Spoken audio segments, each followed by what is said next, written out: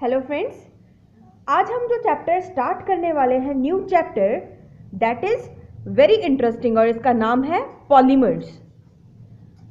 आपको पता है हमारी डेली लाइफ में plastics, paints, toys, fibres, rubbers, ये सब चीज़ें बहुत कॉमनली यूज होती हैं। ये सब क्या है, किस कैटेगरी में आते हैं? पॉलीमर्स की कैटेगरी में। तो पॉलीमर्स बेसिकली होते क्या हैं? अगर हम इनका मीनिंग देखने की कोशिश करें तो that is made from two words poly and mer. अब जो पॉली का मीनिंग है, इसका मीनिंग है many. What is poly? It is many. And मर क्या है? यूनिट्स या parts. So what is a polymer? Polymer एक ऐसी यूनिट है जो बार बार रिपीट होती है। पॉलीमर्स बेसिकली अगर हम इनकी डेफिनेशन देखना चाहें, that what is that? That is, a polymer is defined as a very large molecules. Defined as, what are polymers? अगर हम इनकी definition करें, defined as very large molecules with high molecular masses. इनका molecular mass कैसा होता है? बहुत ज़्यादा high होता है। molecular mass high कितनी से कितनी रेंज में होता है? 10⁻³ से लेके 10⁻⁷ यूनिफाइड एटॉमिक मास। अगर हम बात करें तो 10⁻³ यानी अगर हम कंपेयर करें तो थाउजेंड्स से इनका मॉलिक्यूलर मास जो है वो स्टार्ट ही होता है। So they are also known as, also called macromolecules. इनका दूसरा नाम क्या है? Macromolecules. Macro means large and molecules, you people know what is the molecule. So macromolecules कैसे बनते हैं? जो which are formed by joining of repeating structural units. जो इनके मॉलिक्यूल्स हैं, मॉलिक्यूल का जो स्ट्रक्चर है जब वो बार बार रिपीट करता है, क्या हम ऑब्टेन होते हैं हमें? Macromolecules. So they are formed by joining of repeated structural units.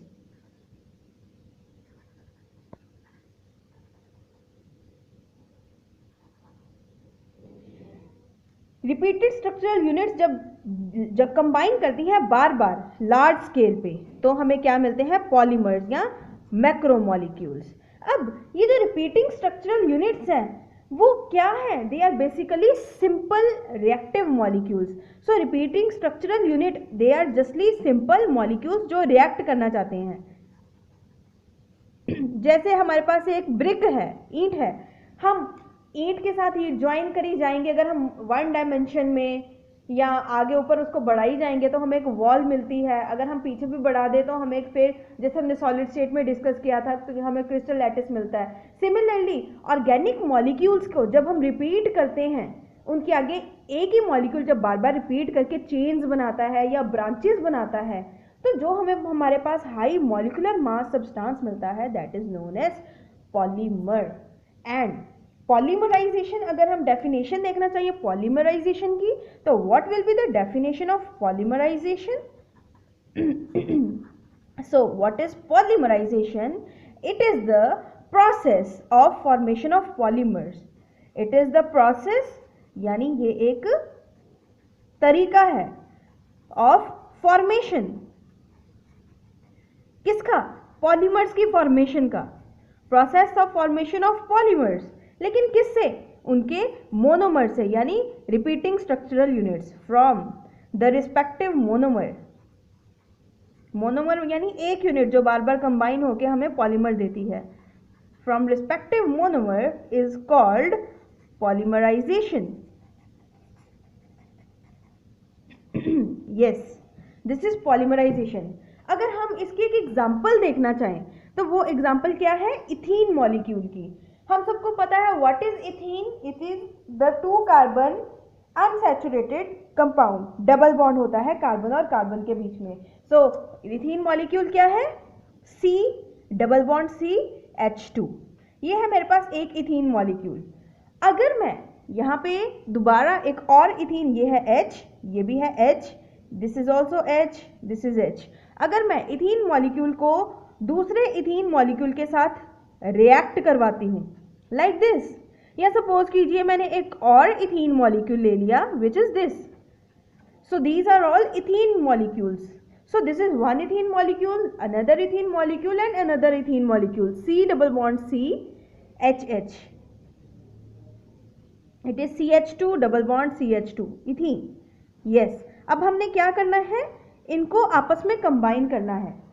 तो क्या होगा, जब हेट्रोलिटिक और होमोलिटिक क्लीवेज की बात करते हैं, हमें पता है कि कोई भी बॉन्ड है वो दो तरीके से टूट सकता है। ये बॉन्ड है, इसको तोड़ने के दो तरीके हैं। या तो ये बॉन्ड बनता है दो इलेक्ट्रॉन से, सपोज कीजिए यहाँ पे दो एटम्स हैं ए और बी, इनके बीच में ये जो बॉन्ड बना है ये एक इस इलेक्ट्रॉन से बना है और एक इसके इलेक्ट्रॉन से बना है। कोवलेंट बॉन्ड की अगर हम बात करें तो जब ये टूटेगा तो एक इलेक्ट्रॉन इसके पास आएगा और एक इलेक्ट्रॉन जो इसका था वो इसके पास आ जाएगा। लेकिन ये होगा किस टाइप ऑफ क्लीवेज में, होमोलिटिक क्लीवेज में, यानी जब एक एक इलेक्ट्रॉन जो जिसके थे उसके पास वापस आ गए। अब हेट्रोलिटिक क्लीवेज देखिए, अगर हम ए बी बॉन्ड में, तो वो कैसे होगी, अगर दोनों के दोनों इलेक्ट्रॉन्स कोवलेंट बॉन्ड के एक तरफ आ जाते हैं, एक एटम को मिल जाते हैं और दूसरे एटम को कोई नहीं मिलता, तो वो दूसरे एटम पॉजिटिव हो जाएगा और वो वाला एटम क्या हो जाएगा, नेगेटिव, जिसके पास इलेक्ट्रॉन्स आए हैं। तो ये क्या बन जाएगा, ए के पास चार्ज आ जाएगा नेगेटिव और बी के पास चार्ज आ जाएगा पॉजिटिव। और ये क्लीवेज कैसी होगी, हेट्रोलिटिक क्लीवेज। होमोलिटिक क्लीवेज में क्या है, ए के पास एक इलेक्ट्रॉन था और बी के पास अपना एक इलेक्ट्रॉन है, so this is homolytic cleavage. लेकिन अगर हम पॉलीमराइजेशन डिस्कस करें तो क्या होगा, जो ये वाला बॉन्ड है सी और सी के बीच में, ऊपर वाला बॉन्ड, ये जो बॉन्ड है क्या होगा, इसकी क्लीवेज होगी, ये यहाँ आएगा और ये यहाँ आएगा। सिमिलरली क्या होगा, इसका भी ऐसे अपने अपने बॉन्ड के, डबल बॉन्ड में से जो एक बॉन्ड है उसके इलेक्ट्रॉन्स ये क्या ले जाएंगे, एक एक अपने पास। तो क्या होगा, नीचे जब हम देखेंगे, प्रोसीड करेंगे, तो इस कार्बन के पास अपना एक इलेक्ट्रॉन है क्लीवेज के बाद, ये रहा H। अब इस कार्बन का ये H और ये H, उसके बाद जो ये वाली कार्बन है उसका ये इलेक्ट्रॉन, ये जो बॉन्ड था दो इलेक्ट्रॉन्स में टूट गया ऐसे। उसके बाद इस मॉलिक्यूल की तरफ देखें, सिंगल बॉन्ड, क्योंकि जो डबल बॉन्ड था उसने एक इलेक्ट्रॉन इस कार्बन को दे दिया, एक इलेक्ट्रॉन इस कार्बन को, और HH एज इट इज ऊपर नीचे हम लगा देते हैं कार्बन के साथ, लाइक दिस। उसके बाद ये जो तीसरा मॉलिक्यूल है उसमें भी क्या हुआ, पहले हम H लगा देते हैं और क्या होगा, ये जो दो इलेक्ट्रॉन्स से बॉन्ड बना था कोवलेंट बॉन्ड, वो क्या हो गया, अब इन एटम्स के पास ऐसे आ गया। अब पॉलीमराइजेशन में क्या है कि ये जो बॉन्ड्स हैं वो एक दूसरे के साथ ज्वाइन कर जाएंगे, लाइक दिस, कोवलेंट बॉन्ड बन जाएगा। अब इधर आगे अगर और इथीन मॉलिक्यूल लगा देंगे, इधर बॉन्ड बन जाएगा, इधर भी इथीन मॉलिक्यूल आ गया तो बॉन्ड बन जाएगा। सो इस चीज़ को हम कैसे रिप्रेजेंट कर सकते हैं, इस चीज़ को आगे रिप्रेजेंट करने का तरीका क्या है, हम इसको ऐसे लिख सकते हैं कि क्या हो रहा है, CH2 और CH2 यूनिट जो है वो क्या कर रही है, रिपीट कर रही है। ध्यान दीजिए बच्चों, जो ये चीज़ है और ये चीज़ है, साथ में ब्रैकेट लगाना मीन्स कि एक CH2 यूनिट है, ये वाली जो CH2 यूनिट है वो बार बार रिपीट कर रही है। सो अगर ये रिपीट कर रही है बार बार यूनिट, तो मैं CH2 लिख के नीचे N लगा देती हूँ, क्योंकि अगर मैं N मॉलिक्यूल्स लूँगी, ये है 1 2 3, अगर मैं 3 मॉलिक्यूल्स लेती हूँ तो मैं CH2 पैर में 3 लगाऊंगी। लेकिन अगर मैं N molecules, 100,000 millions of molecules of ethene लेती हूँ, तो उसका पॉलीमर दिखाने के लिए हम क्या करते हैं, ऐसे ब्रैकेट लगा के एक स्पीशीज़ को हम क्या कर देते हैं ब्रैकेट में, और नीचे लगा देते हैं जितने हम उसके पॉलीमर्स लेते हैं, जितने हम उसके मॉलिक्यूल्स लेते हैं।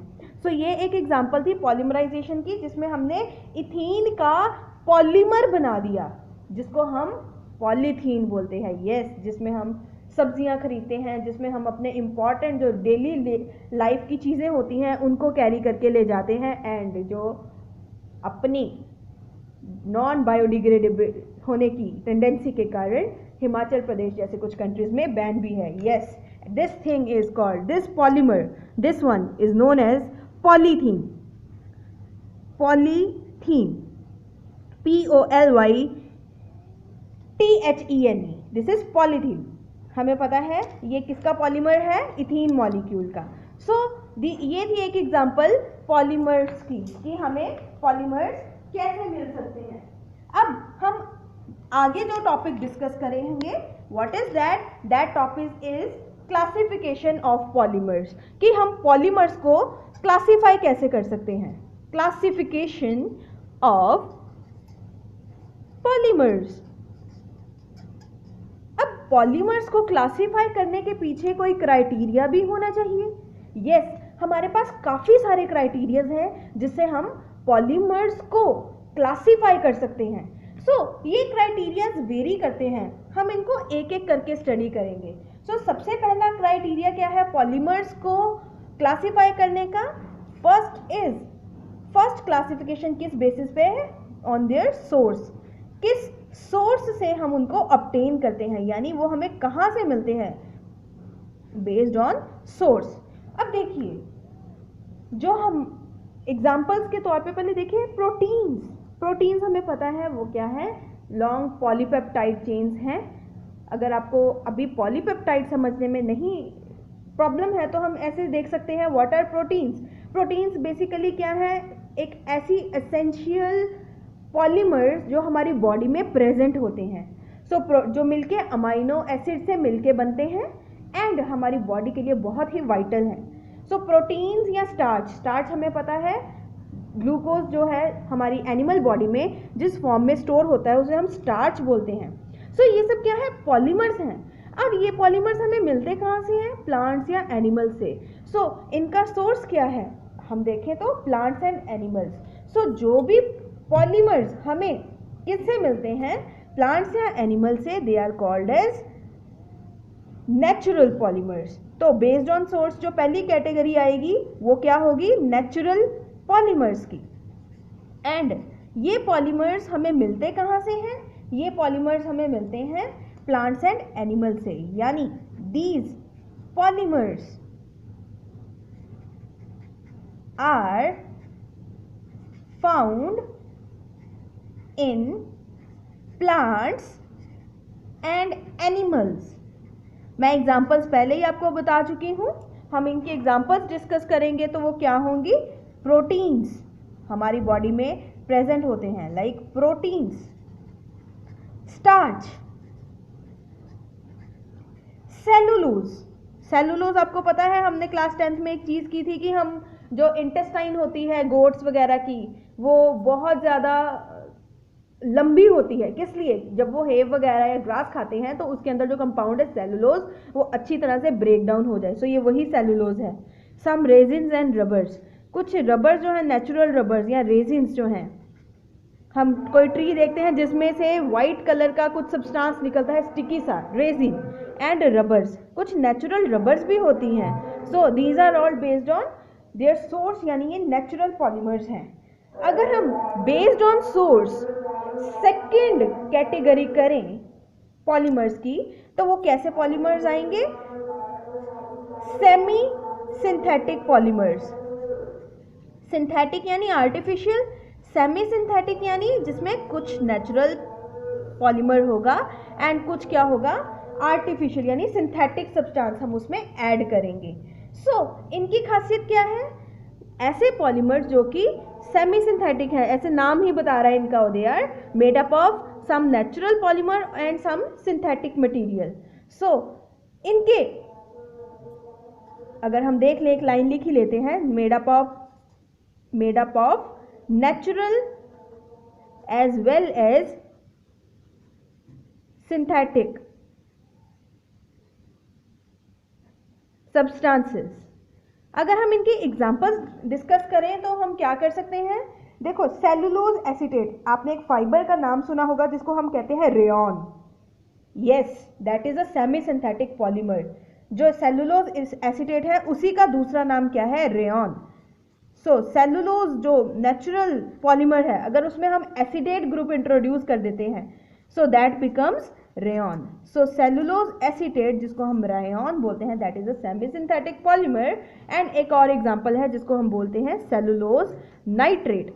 अगर हम एसीटेट की जगह नाइट्रेट ग्रुप इंट्रोड्यूस करते हैं that becomes a semi synthetic polymer called cellulose nitrate. जो तीसरी कैटेगरी है बेस्ड ऑन सोर्स, वो क्या है? That category is of synthetic polymers. Synthetic polymer जो टोटली कैसे होंगे? मैन मेड होंगे। सो सिंथेटिक पॉलीमर्स की अगर हम एग्जांपल देखें, सो क्या होंगे वो? प्लास्टिक्स, पॉलीथीन्स, जो हम नायलॉन फाइबर्स करते हैं, नायलॉन 6 एंड ब्यूना एस जैसी रबर्स जो हैं वो सारी किस कैटेगरी में आती हैं? सिंथेटिक फाइबर्स की।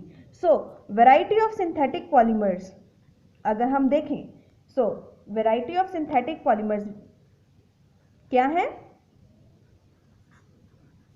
अगर हम एग्जांपल्स देखने की कोशिश करें तो सबसे पहले हमारे पास एग्जांपल पॉलीथीन की आती है। We manufacture polythene in large amount in India, जैसे कि प्लास्टिक है। अब प्लास्टिक, पॉलीथीन जो है वो एक तरह का प्लास्टिक ही है, सॉफ्ट प्लास्टिक पॉलीथीन हो गया जो है। फाइबर्स हो गई, जो हम सिंथेटिक फाइबर यूज करते हैं, हम जितने भी क्लॉथ्स वगैरह पहनते हैं वो सब नेचुरल सोर्सेज से डिराइव नहीं होते हैं, some of them are synthetic to.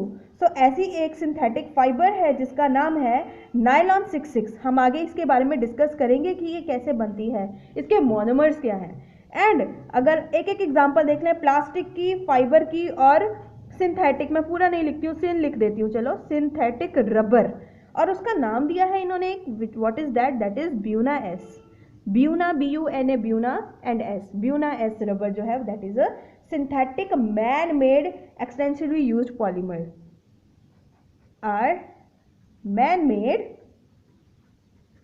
Extensively used polymers. हमने